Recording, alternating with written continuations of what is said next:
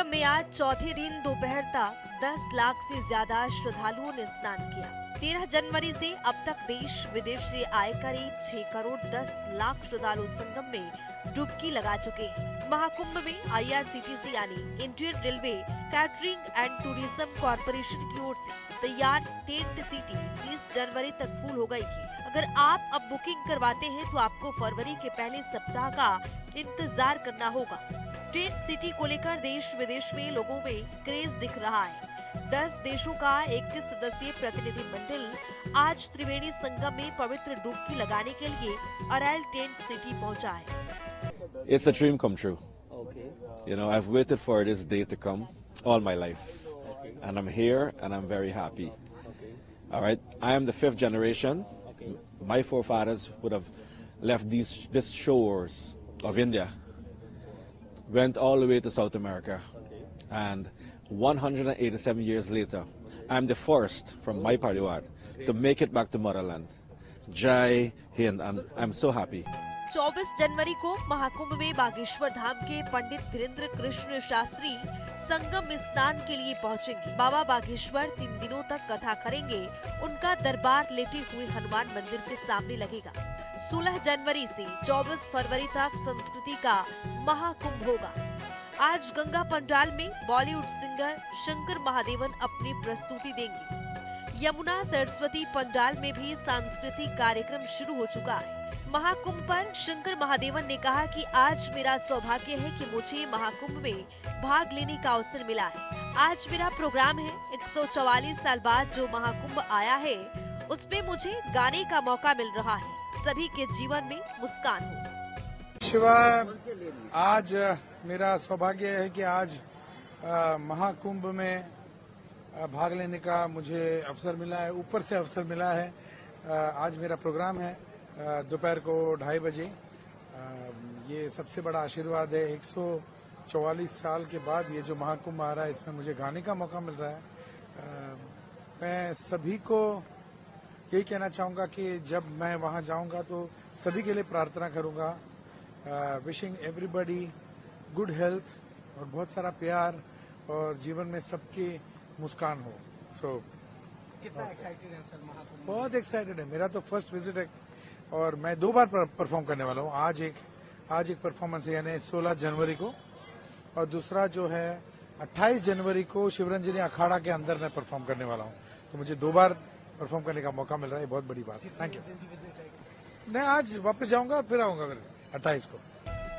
बद्रीनाथ और केदारनाथ की थीम पर बना कैलाशानंद का आश्रम न सिर्फ स्टीव जॉब्स की पत्नी और मॉडल हर्षा रिछारिया की वजह से चर्चा में है, बल्कि अपनी अनोखी थीम से भी लोगों को आकर्षित कर रहा है। 18 दिनों में इस आश्रम को कोलकाता से आए कारीगरों ने तैयार किया है। इस आश्रम में मीडिया सेंटर, VIP कॉटेज और एक हॉल बनाया गया है। इसमें 7000 लोगों की बैठने की क्षमता है। कैलाशानंद महाराज के 25 देशों में फॉलोअर्स हैं, जो प्रयागराज के कुंभ मेले में भी देखने को मिल रहा है। UAE के सैली एल अजाब ने अपने महाकुंभ अनुभव को बताते हुए कहा कि यह एक अद्भुत आयोजन है। ये दुनिया का सबसे बड़ा धार्मिक समागम है। यहाँ हर चीज अलग अंदाज में अच्छी तरह से व्यवस्थित है। सुरक्षा के लिए पुलिस की मुस्तैदी है। सरकार ने सब कुछ बहुत अच्छी तरह से व्यवस्थित किया है। I'm Sally Azab. I'm coming with the delegation. I'm the only one actually as a delegation from UAE, coming from Middle East to India for the Prayagraj, right? Prayagraj in Uttar Pradesh, and it's a wonderful event. It's a wonderful event. You are here to witness out a religious gathering, world's biggest religious gathering, Mahakumbh, Yes, happening yes. once in 144 years. It's everyone like every 144 years, and also the gathering is happening every 12 years, right? So there is Mahakumbh and half Kumbh. There is Kumbh and half Kumbh, right? So that's what I learned every 12 years and sometimes every 6 years in 4 different cities. And what great gathering. I mean, it's the biggest in the world, 400 million people in 1 month. Where you can find this, except in India, of course. What you would like to say about the arrangements made by those of the Look, I will tell you something. I mean, if this is happening somewhere else, you will find a mess. But here, well organized to another level. I mean, look at the boats around you. Look at everything. Everyone in his own place. The safety is there. Police with there. The government arranged. I mean, it's amazing. It's amazing. What message you are taking from the holy city Prayagraj to the Middle East? The message. I mean, look at the gathering. They are gathering for a purpose. What an amazing purpose. I hope that everyone in the world, not only in the UAE, gathers for that same purpose of being united, you know. They are united here for a purpose today, whether it's religious or no, in other places, let's be united. It's amazing. It's a great lesson for all of us. What we call it Vasudhaiva Kutumbakam, the whole world is one. The whole world is One. one. Yeah, definitely. I mean, look at this. I never, ever in my whole life, and I'm a traveler all over the world, so such crowdness and gathering, it's wonderful. Prayagraj Mahakumbh में पेशवाई के रथ पर बैठने के बाद चर्चा में आई हर्षा रिछारिया ने संन्यास नहीं लिया है। उनके माता पिता का कहना है कि मेरी बेटी ने सिर्फ दीक्षा ली है, जल्दी उसकी शादी करेंगे। हर्षा की मां किरण ने कहा कि बचपन से उसका रुझान अध्यात्म की ओर रहा है। बिना नहाए पूजा पाठ किए वो स्कूल नहीं जाती थी। 10 साल की उम्र से ही पूजा पाठ करने के बाद ही कुछ खाती थी। वहीं हर्षा के पिता का कहना है कि हम 2004 में उज्जैन कुंभ में नहाने आए थे, उसके बाद यहीं के होकर रह गए। हर्षा ने बीबीए की पढ़ाई भी यहीं की है। फिर 19 साल की उम्र में वो एंकरिंग की फील्ड में चले गए। महाकुंभ मेले पर गायक कैलाश खेर ने कहा कि महाकुंभ संगम की चारों ओर चर्चा चल रही है। चारों ओर से बड़ों का आशीर्वाद मिल रहा है। ये उत्सव ऐतिहासिक है। ये आज के लोगों के लिए पहला और आखिरी उत्सव है। 144 साल बाद जो संयोग बना है, ये अब बहुत अद्भुत है। साधकों को तो उसके लिए कुछ विशेष तैयारी इसलिए नहीं करनी होती, क्योंकि विशेष तैयारी करके ही मेरे परमात्मा ने धरती पर भेजा है। कहते हैं ना कि ये तो अपने जन्म का लेकर आया है, जिन्हें प्रोडिजी भी कहा जाता है। अब जैसे मैं उदाहरण के लिए देता हूँ कि अब पहले राजनीति में बहुत सारे लोग पहले भी रहे हैं, पहले भी आई हैं ऐसी क्रांतिकारी बदलाव, लेकिन जो अब आ रहे हैं, जिस तरह से अब हो रहा है, जहां पर संस्कृति भी, हमारी आध्यात्मिक धरोहरों को भी, हमारे भारत की परंपराओं को भी, हमारे भारत के विकास को भी, विकसित भारत की परिकल्पना को मूर्त रूप करना भी अब जैसे कर रहे हैं अब सत्ताधारी लोग, पहले भी करते थे, लेकिन अब के जो कर रहे हैं वो तैयार होकर आए हैं। उनकी ट्रेनिंग जो है परमात्मा ने ऑलरेडी कर दी है। अपने अपने क्षेत्र में जिन जिनको मेरे ईश्वर ने चुना है, उनको चुना ही इसलिए है कि जैसे ही कॉल आए मेरे दाता की, जैसे ही परमात्मा अचानक आपको जिम्मा सौंपे, ये उत्तरदायित्व अब आया, अब आपको कुंभ के लिए गाना है, अब आपको भगवान राम के प्राण प्रतिष्ठा मंदिर की हो रही है उसके लिए गाना है, अब आपको फला प्रयोजन के लिए गाना।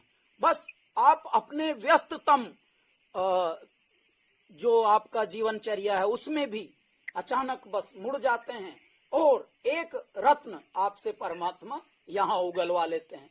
एक और रत्न अब उगलवा लिया गया है महाकुंभ संगम नाम से, जिसकी चारों ओर चर्चा भी चल रही है और चारों ओर से बड़ों का आशीर्वाद मिल रहा है, छोटों का प्यार मिल रहा है। और क्योंकि ये बड़ा ऐतिहासिक उत्सव है, ये सनातन का एक ऐसा ऐतिहासिक उत्सव है जो आज की संतति के लिए फर्स्ट एंड लास्ट उत्सव है। 144 वर्ष के बाद जो प्लैनेटरी पोजीशंस हुई हैं, जो जिस तरह से ग्रहों की जो स्थिति बनी है, उस ग्रहों की स्थिति से जो ऊर्जा का संवर्धन और पोषण हो रहा है, ये इस वाले महाकुंभ को जो भी दर्शन लेगा, जो भी इस महाकुंभ का साक्षी दृष्टा बनेगा, वो ये वाला लक्ष्य उसके लिए प्रथम और अंतिम ये होगा। क्योंकि 144 वर्ष का तो कोई जीता नहीं भौतिक संसार में, तो इसलिए ये बहुत ही विशेष, बहुत ही महत्वपूर्ण और बहुत ही अद्वितीय, अविस्मरणीय और अप्रतिम, अलौकिक एक जनमानस के लिए, एक सामान्य आत्मा के लिए होने वाला है। ऐसे में यदि आपके कैलाश खेर को चुना कि चलो ये एक स्तुति गीत गाना है महाकुंभ के लिए, जो पूर्ण महाकुंभ आया है 144 वर्ष के बाद, और पुनः 144 वर्ष के बाद ये वाली स्थिति पर हमारे ग्रह, हमारा चंद्रमा, हमारे सूर्य और हमारे जो राशियों का अदल बदल, जिस राशि में वो प्रवेश करते हैं, जिस ग्रह से किस तरह से उनकी चाल चली जाती है पूरे ग्रहों की, तो ये वाली स्थिति जो है वो 144 वर्ष के बाद फिर पुनः आएगी। तो ऐसे में यदि कोई एक भी आपके हृदय से तरंग निकल रही है। कुंभ को विज्ञान से जोड़ते हुए कैलाश खेर ने कहा कि भारत की एक ऐसी सभ्यता है जिसमें हमारे जीने की कला पूरा विज्ञान से जुड़ा हुआ है। भारत ही एक ऐसी सभ्यता है जहां मानवीय मूल्यों से हम मानवता और प्रकृति को सिंचित करते हैं। प्रकृति हमें पालती है, हम प्रकृति का ध्यान रखते हैं। अंजुली में भरकर इस जल को हम अमृत से भर जाएंगे, है धार धार उद्धार लिए हम पल भर में तर जाएंगे। देखिए, स्नान तो हम सब बचपन से ही करते हैं, परंतु जब किसी विशेष आयोजन पर, किसी विशेष प्रयोजन पर परमात्मा, देव, संत, बड़े, पूर्वज सब एक बिंदु पर आ जाते हैं और तीन धाराओं में जब एक साथ सूर्य अपनी लौ, अपना ताप, अपनी ऊर्जा उसमें फेंक रहे हैं और कह रहे हैं, आओ सृष्टि वालों, आओ भारत वालों, आओ धर्मावलंबियों, स्नान करो, मैं तुमको नर्चर करूंगा, मैं तुमको पोषित करूंगा, मैं तुमको संवर्धित करूंगा। तब बात अगम की होती है, अलौकिक होती है, अद्वितीय होती है, अप्रतिम होती है। भारत ही एक ऐसी सभ्यता है जिसमें हमारे जीने का आर्ट, हमारे जीने की कला पूरा साइंस लिए हुए है। भारत ही एक ऐसी सभ्यता है जहां मानवीय मूल्यों से हम मानवता को सिंचित करते हैं, प्रकृति को सिंचित करते हैं। प्रकृति हमें पोषित करती है, प्रकृति हमें पालती है और हम प्रकृति को ध्यान रखते हैं, हम उसके रखवाले बनते हैं। यही एक ऐसी सभ्यता है जहां ओम सहना भवतु सहनो भुनक्तु सह वीर्यम कुर्वावहै तेजस्विनावधीतमस्तु मां विद्विष। भक्ति गायक मैथिली ठाकुर भी महाकुंभ में पहुंची हुई है। मैथिली ने कहा कि 144 साल बाद महाकुंभ हो रहा है, यहाँ आना बड़े सौभाग्य की बात है। आज मैं अपने भजनों के साथ यहाँ सेवा में रहूंगी। एक तो 144 साल के बाद हो रहा है महाकुंभ और यहाँ पे आना ही बड़े सौभाग्य की बात है, तो बहुत खुशी हो रही है। और आज वो भी मैं अपने भजन के साथ सेवा में रहूंगी और बहुत सारे भक्तों से भी मिलने वाली हूँ, क्योंकि आज तो मतलब बहुत मजा आने वाला है। आज शाम में कलाग्राम में मैं परफॉर्म करने वाली हूँ। कितना रुकना है यहाँ पे? बस आज भर रहूंगी, कल सुबह निकल जाऊंगी। तो क्या कुछ दो लाइनें आप सुनाएंगे? जो भी जरूर। रामा रामा रटते रटते बीती रे उमरिया, रामा रामा रटते रटते बीती रे उमरिया, रघुकुल नंदन कब आओगे रे भिलन की डगरिया, रामा रामा रटते रटते। ज्योतिष पीठाधीश्वर जगत गुरु शंकराचार्य अविमुक्तेश्वरानंद सरस्वती के सानिध्य में प्रयागराज के सेक्टर 19 में 324 कुंडीय गौ प्रतिष्ठा यज्ञ आज से शुरू हो चुका है।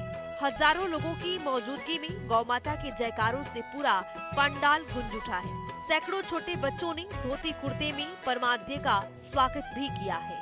कुंभ क्षेत्र में सबसे बड़ी यज्ञशाला में 324 कुंडीय यज्ञ 1100 विद्वान पंडितों के द्वारा संपन्न होगा। इसमें एक माह में 2.25 करोड़ से ज्यादा आहुतियां दी जाएंगी। शंकराचार्य ने कहा कि हमारे देश के 543 सांसद यहां पर आए हैं। और इस यज्ञशाला की परिक्रमा करें और कुंभ क्षेत्र में जो सनातन के अनुयायियों का सबसे बड़ा पर्व है, इसमें घोषणा करें कि हम गौ माता को राष्ट्र माता बनाने के लिए प्रयास करेंगे।